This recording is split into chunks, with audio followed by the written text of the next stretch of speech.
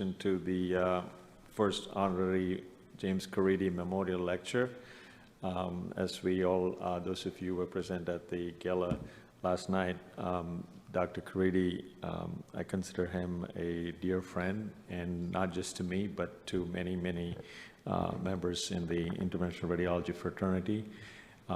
He was a great interventional radiologist and a great mentor, and more than anything else, a great advocate for his patients, and he worked tirelessly towards helping make their life better. We consider it an absolute honor for us on behalf of Spectrum to be able to initiate this tradition, which we hope to continue.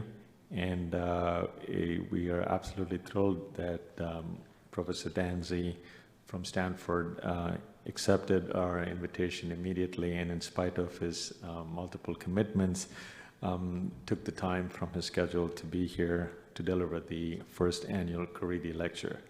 For those of you, I know in interventional radiology, Dr. Danzi does not need an introduction, but for those of you who do not know him, he's a professor at Stanford University, and where he has spent the last 19 years helping to train the future thought leaders in interventional radiology. He's also a member of the Stanford Cancer Institute, Cardiovascular Institute, Institute for Immunity, Transplantation, and Infection. And he's also served as the co-director of the SIR Y90 meeting and a member of the SIRF Research Grants and Educational Division. He has too many publications and to list, and Dr. Danzi is also currently the editor-in-chief of the Journal of Vascular and Interventional Radiology, the official journal of our society. So it is an absolute pleasure and honor to welcome Professor Danzi to deliver the first James Caridi Lecture.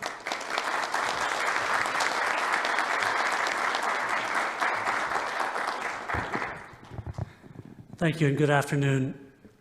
First, I'd like to thank Raj and Rick for inviting me and for giving me the honor of being able to honor our friend and colleague and giant in the field, Jim, who sadly passed away this past November. As with any talk, got to go through my disclosures, none of which are really active. I'll be honest with you, I have not given very many named lectures. And just like any other researcher who is at a loss, the first thing to do is to consult Dr. Wikipedia and Dr. Google. And on Wikipedia, a named lecture is described as a lecture delivered usually at a predefined frequency and is associated with a name of a person of outstanding significance to the subject the lecture is concerned with. Such lectures exist for a number of branches of science and engineering, and they commemorate individuals who have made significant contributions to the subject. All of you have seen named lectures, many named lectures, and so you're familiar with the format. So usually the first 5, 10, 15 minutes are biographical information about the eponymous person being honored, followed by an interminable slide deck PowerPoint of 45 minutes of research that the speaker has performed with some sort of reference to how it was inspired by the eponymous honored person. As I said, I have not given very many named lectures, but I've given a lot of medical lectures. And just a show of hands, how many of you would like to hear about my research today? Yeah, that's what I thought. So I'm going to forego this part of the lecture and just concentrate on the biographical information of Jim Caridi. Jim and I go way back. We've actually known each other for 20 years, although we've never worked together. And so mostly we've known each other from our interactions at conferences, such as at Synergy and Spectrum. And over the years, we've shared the podium on many occasions. But even after knowing him for a decade, I never felt like I entered his inner circle until my group published this paper, Carbon Dioxide Contrast Enhancement for C-arm CT or cone beam CT, Utility for Treatment Planning During Hepatic Embolization Procedures. So it was the first time I published anything on carbon dioxide. And of course, as you all know, Jim was the CO2 guy. Now, I say this in jest because, as you all know, for those of you who know him, everyone was always a part of Jim's inner circle. You didn't have to publish on CO2 to get there. So again, I consulted Dr. Google about Jim's passing, and on celebritiesdeath.com, I found this. Dr. Jim Caridi, death, dead, obituary news. Dr. Jim Caridi, a true giant and pioneer in the IR field. Death, obituary news today. The above-mentioned individual may have sadly passed away, according to the following statements posted on social media. Dr. Jim Caridi, a true giant and pioneer in the IR field, a legend across the world for his contributions utilizing CO2 as a contrast material, hence his nickname, has passed away. I thought Jim would like this obituary for two reasons. One is he may have sadly passed away. We better double check our fact checks on this. And the other is all of us in the IR world have known for decades that Jim is a celebrity. And finally, the rest of the world, the internet world, the source of all ultimate truths, has also recognized on celebritiesdeaths.com that he, in fact, was a celebrity. So let's go over Jim's biographical information as provided from his CV. So he was born September 4th, 1953 in Hollywood, Florida, raised on Long Island in New York. He received a BS magna cum laude in biology at Florida State University, where he was also Phi Beta Kappa and Phi Kappa Phi. That's not to be confused with Omicron. He received his MD from University of Florida, internship in pediatrics at the University of Florida, a radiology residency back in North Shore in New York, and returned to Florida for his VIR fellowship at the University of Florida. His first job out of graduation was at the Radiology Associates of Lake County in Leesburg, Florida, where even as a young graduate, his leadership characteristics were recognized, and he worked his way up to be the chief of staff and the director of the board of trustees of the Leesburg Regional Medical Center. So after 10 years of private practice, Jim was wooed back to the University of Florida, where he did his fellowship, to work with his mentor and friend, Dick Hawkins, where they developed the use of CO2. So up until 2012, he was professor of radiology and, by courtesy of surgery and pediatrics, served also as the chief of IR and director of the fellowship. While there, he received 12 distinguished teaching awards, published 67 papers and 6 book chapters. In 2013, he moved to his beloved city of New Orleans, where he was the professor, the chief of IR, and the chair of the Department of Radiology at the Tulane University School of Medicine. So all of us know people with impressive CVs, but not all of us get named lectures. So why does Jim get a named lecture? In fact, I see people in this audience who may have even longer CVs than Jim did. Well, I'll give you a hint. It's not on his CV. And if you knew him, you know the answer to this question. And I've tried to distill it down into a few points. And the 3 points I came up with, along with his friends that have provided this insight. First is the drive to live life to the fullest. The second is commitment to human connection. And the third is empathy as a patient advocate. Now, all of us are overachievers. We all stay up too late, we get up too early in order to try to cram more activities and more accomplishments into our lives. But Jim did this to an extreme more than any of the rest of us. So his buddy Hector Farrell told me this story. I used to call him around 6 a.m. when I was on my way to work. He would already have been up since 4 a.m. to do some yoga exercises that he did so he felt elastic. Then he would take a 15-minute nap, then get ready to go to the hospital. But before he went to work, he got his shots of chemo. By 7 a.m., Jim already had done more things than 99% of the people in this country do in a day. Tom Scagnelli, who you heard from last night, also gave me this story. When I worked with him at University of Florida Shands, we all used the same bathroom, which was connected to an on-call room. And, God forbid you're on call. I would typically have to use it around the same time every day. On one occasion, Jim shoved a roll of pennies at the bottom of the door to jam it closed. He then pushed a stink bomb under the door and into the bathroom, as if he needed another stink bomb. I could hear him and a few of his co-conspirators laughing uncontrollably on the other side of the door. And even through his illness that lasted 10 years, a lot of people didn't even know he was ill because he continued to operate at 110%. He worked full-time and referred to Rocky as his role model, one step, one punch, one round at a time. So secondly was his commitment to human connection. And in particular, there were some human groups that he was most close to, those being his family, the medical, in particular the interventional radiology ecosystem, the Italian-American community, and the people of New Orleans. So as you all know, Jim was big into Mardi Gras, he's big into IR, but more than anything else, he was big into his family, including to his beloved bride, Rhonda, who is here with us today. Rhonda wrote, "To say Jim loved people is a huge understatement. He was the most generous man in so many ways, even to a fault." And I think many of us can attest to that. Teresa wrote, "Jim used the infinity gauntlet from Marvel as a symbol of his strength that was given to him by the 5 stones, which represented his 5 children, Vincent, Teresa, James, Angela, and Nico. He lived for his children and grandchildren." And you can see from these images how truly happy he was when he was with his family.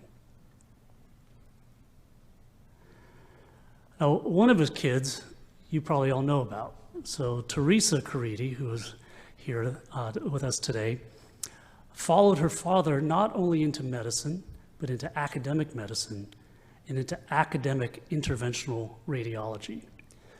So we all know that a lot of times kids go into the same field that their parents go to. So this is from the New York Times, I looked it up.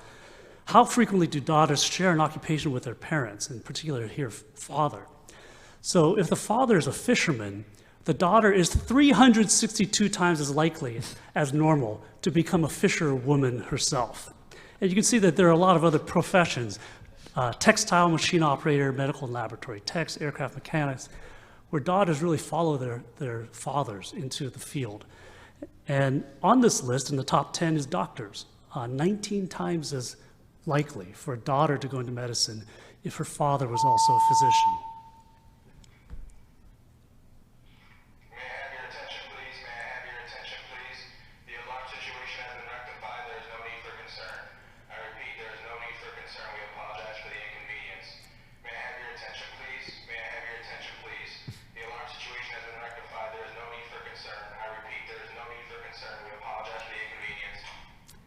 Phew. Well, unfortunately, what that means is that that steak that you were going to have for lunch, instead of being medium rare, it's going to be well done.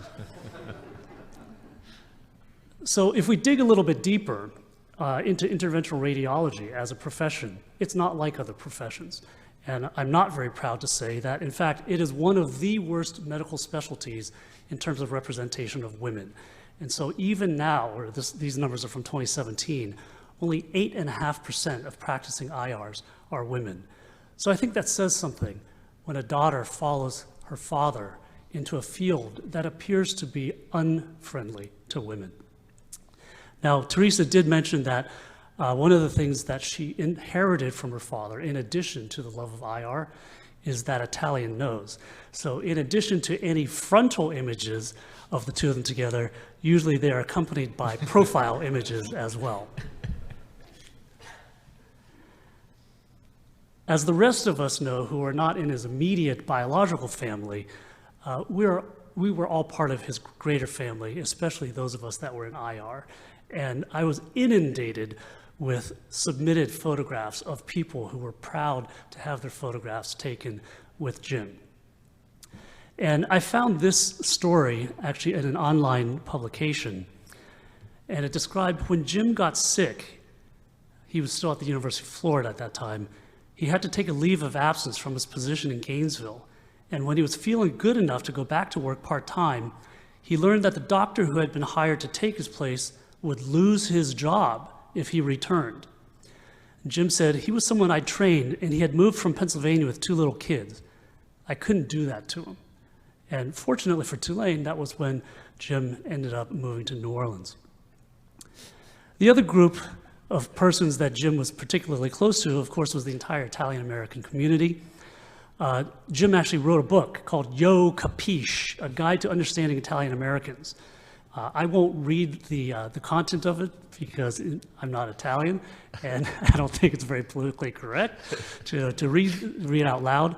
But you can see also that he was very much into bocce and was actually in a league. You can see him there with his son, Nico. And the other group is the people of New Orleans. New Orleans had been Jim's second home since he and Rhonda were married there 25 years ago and bought a fixer-upper apartment in the French Quarter. His 2 daughters were married there, and Nico was baptized at St. Louis Cathedral. Jim was a member of the Italian-American Marching Club and the crew of Bacchus, and a float lieutenant in the crew of Pontchartrain, in which he was elected the 34th king of the crew in 2009. And this image is from 3 years ago. This is the group that rode with him on the Mardi Gras parade. And you can see there's Jim, not very recognizable because he's in one of his characteristic outfits. What you also can't see is that my whole family is tucked in there too. But here are some other pictures from Mardi Gras.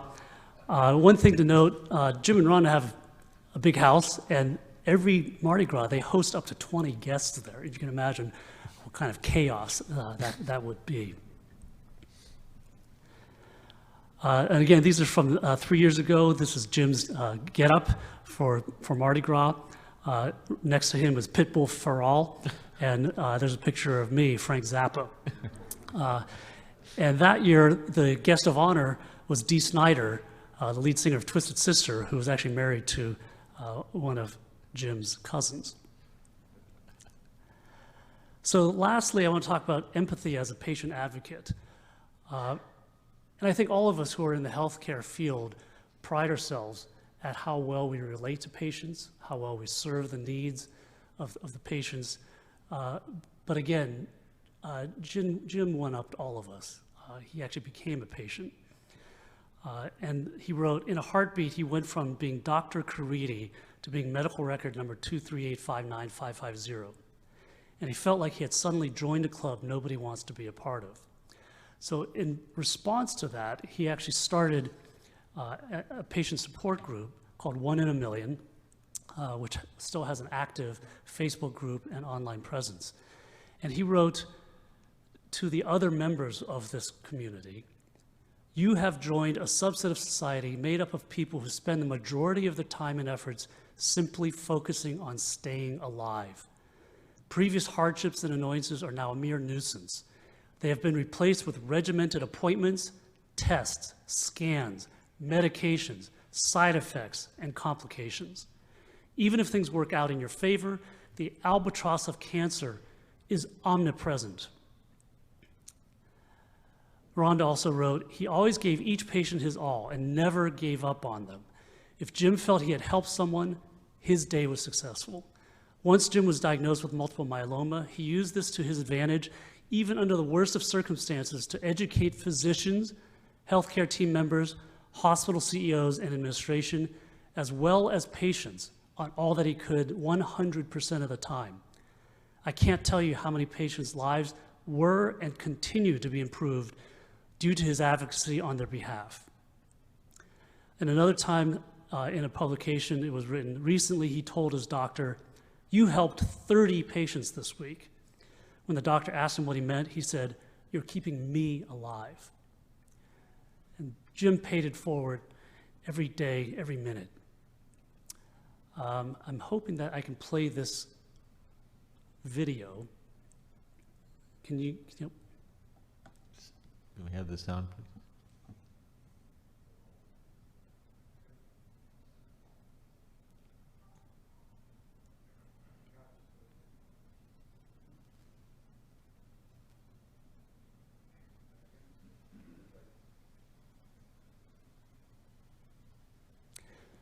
This video was made by a metastatic colorectal cancer survivors. I was doing procedures all day and I had neck pain for a while.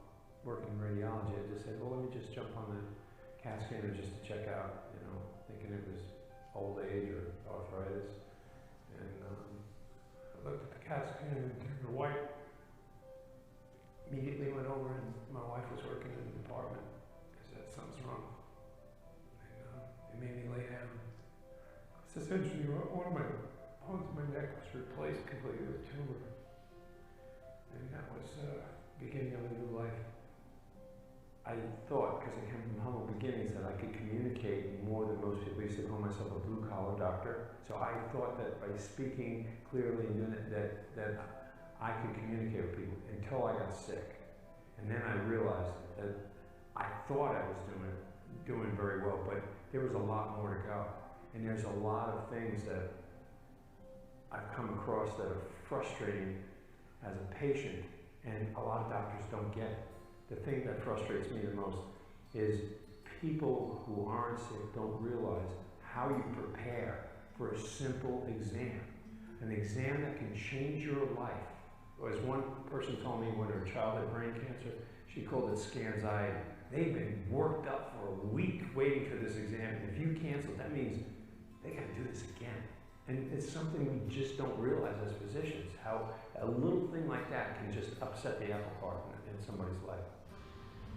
I'm about to dance for you. Being here is exceptional because I see many people in the same predicament, the same club. You know, we're all together. Everybody has similar problems, even though they may not have the same disease. It's the medications that they have to take, the problems with the medications, the inconveniences of the side effects of the medications, or going to the hospital, getting the labs. Now, there are so many unanswered questions, and when we get together, we see that we're not alone.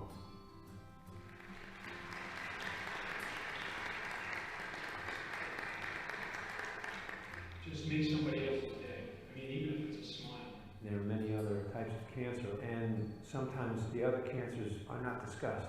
And what I wanted to do was create a logo that, when you see that logo, you can look across the room and say, hey, that person has cancer too. And it completely drops all the barricades, and you can walk up and go, what's your story? Just to open up communication among members of the club. And we're all members of the club. Between side effects of medications and watching Jim be unhappy with the way his life has had to change, and he can't work as hard as he once could, and I think it's definitely made our relationship much stronger than ever before. You don't realize how far you've come until you stop and look back. I'm very fortunate. I just love my wife. She's really stupid. I don't know what I'd do. We're both lucky. I honestly don't know what I would do without her. Because some days you just want to lose it. And it just happened a couple of weeks ago. I said, I'm just tired of doing this, tired of fighting. And she goes, you're here. You're here. That's what you should be saying to yourself. So she brings me back to reality. And like that picture we took today on the beach, we had all of us who were the quote survivors in the picture, but people who really work hard and really have it tough are the caretakers. When, you know, I'm doubled over in belly pain or vomiting or just feeling like crud, you know, and they have to listen to you every day and take care of you, try to keep you upbeat. And, it's not an easy task. Well, it's like I tell him, there's no guarantee he's going first, you know?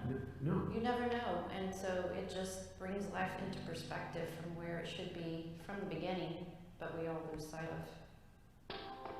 You have to make an effort to enjoy life and create those memories. And I try to create memories of my whole family, you know, whether it's Christmas or Mardi Gras or, you know, just some event. The kids will always remember it, my wife will always remember it.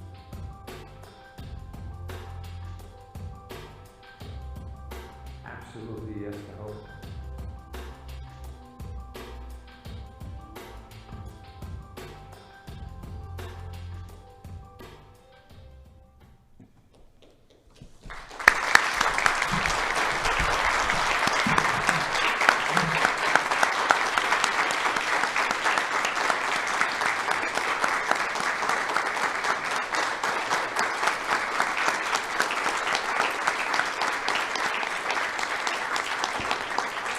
I'm not done yet. I still have the 35 minutes of my research. And by the way, I didn't make that video. That was made by Say Yes to Hope, which is another patient advocacy group, mostly for Y90 patients. So, in summary, this is what Jim taught me. Number one, life is short. Get off your ass. Number two, people are the most important. Yeah, your job's important. Your house is important. Your accomplishments, your titles are important, but people are the most important. And thirdly, for those of us in healthcare, as good as you are with your patients, you can be better. The corollary that I'd like to add to this is prioritize. I knew Jim for over 20 years, and every time I saw him, I had a good time. And every time I thought, you know, I should spend more time with this guy and get to know him better and get closer to him. And I ran out of time. So there will be a celebration of life for Jim Saturday, January 29th in New Orleans. If you can't make it, please consider making a donation to the James Caridi Endowed Fund at the Tulane Department of Radiology. And in addition, consider joining the crew of Pontchartrain, www.kofp.com, and spending Mardi Gras in New Orleans. I'm going to be there next month because my family has joined Jim's extended family. So again, thank you to Raj, thank you to Rick for allowing me the honor of honoring my friend Jim. Thank you to Jim's family for providing the anecdotes and the photographs. And despite Jim's passing, I actually feel closer than ever to him. And I feel like I know him better now. Again, I'm not Italian, I don't speak Italian, I hope I don't botch this too much, but grazie, fratello, and riposi in pace. Thank you.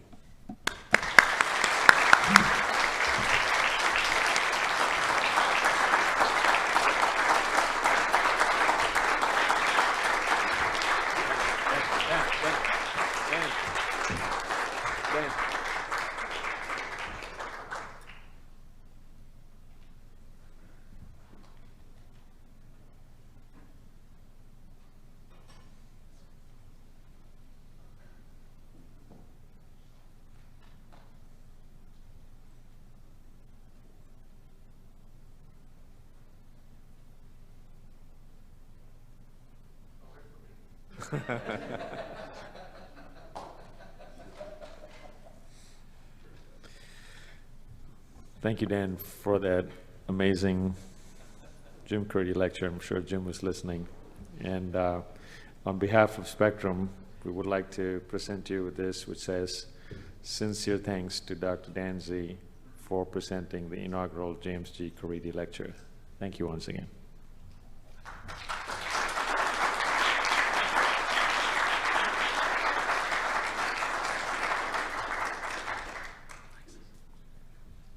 I'm gonna have to make sure to put this on somewhere high so I don't trip and fall on it.